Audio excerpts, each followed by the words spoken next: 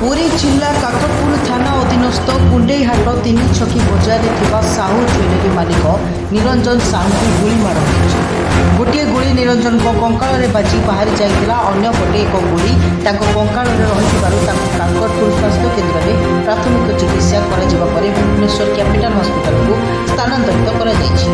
तेज दुर्बृत्त गुली माड़ बेले निरंजन नाइट्रिक एसिड से पकाइवा घटनास्थल बाइक छाड़ी गाँव में अपेक्षा कर रही अन्य दुर्बृत्तों कोणार्क अभिमुखे फेरार हो जाते। ए संक्रांत काकटपुर पुलिस खबर पाई विभिन्न छक जगह छानबीन कर अधिक तदंत चलाई काकटपुर थाना आईआईसी विजय केतन बेहरा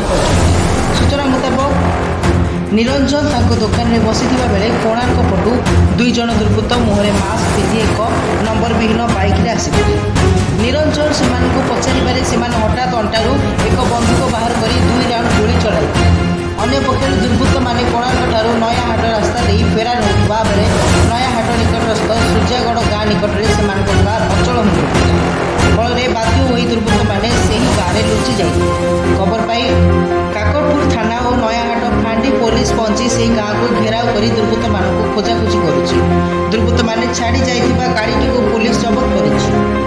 घटना काकटपुर और नयाहाट अंचल में आतंक वातावरण सृष्टि करथिबा बेले चर्चार विषय पाल्टिछि। काकटपुर अजय कुमार पृष्टि रिपोर्ट जागरण 24 न्यूज।